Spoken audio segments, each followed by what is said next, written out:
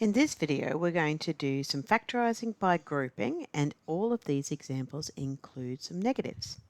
Now, in the first one, we can see that if we group these together, we have one expression which has a negative in it and another expression which has a negative in it. Now, these examples are fairly simple. So we're going to look at the first expression and factorise out the b, which is the common. So if we take out the b, we're left with a take 5. Now, and the second one is actually a take 5, but we're factorising by grouping. So what we need to do is we need to remove a factor, and the only thing that divides into both is 1, and then we're going to have a take 5. Now, the next step in factorising by grouping is to remove the common factor, in this case, a take 5. And then we put in brackets what's left over, and what's left over is b plus 1. Now, to satisfy yourself that this is the correct solution, you can always expand this out, and you should get that answer.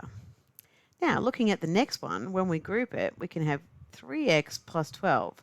But the next expression has negative xy and negative 4y. So when we group this, we're going to group it together with the negative. Now, we will factorise out the first one. So the common factor here is 3. So we're going to take out 3, and that will leave us with x, because 3x divided by 3 is x, plus 4, because 12 divided by 3 is 4. Now, in the second one, what's common here is the y and the negative. So what we're going to remove is negative y. So if we remove negative y, we're only left with x. And if we remove negative y, we're left with plus 4. Now, you can see that we've ended up with a common term here, which we're going to remove.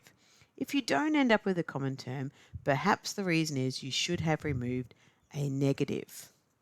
So we write down our common term to remove it, and then in the other brackets we write what's left over. In this instance, 3 take y. All right, and our final example here, we can see that if we were to draw a circle around these two, there is nothing that we can take out or factorise. Similarly, if we draw around here, there is nothing that we can take out or factorise. So what we should do is regroup. So I'm going to take my EG, and I'm going to move the minus g to be with it. Now both terms have a g in them, and I could factorise that out. Now with the other two, I've got a 3e and a minus 3. Now the minus here is on the second term. So I'm going to write these down so that I've got my plus 3e and the minus on the second term. This will make it a little bit easier. Now we can factorise. So we've got this group and this group. When it's joined by a plus, it's much, much easier. So what we're removing is a g, and what we're left with is e minus, and g divided by g is 1. Then we've got plus, and what we can take out here is the 3. 3e divided by 3 is just e, and minus 3 divided by 3 is minus 1. Now, we have hit brackets which are common, which is what we're aiming for. So again, if you ended up with a different bracket here, perhaps you should have divided out a negative. Now, we were going to remove our common term, and in the second bracket, we write what's left over. And what's left over here is g plus 3. This has been a video on factorising by grouping, which involves negatives. Thanks for watching.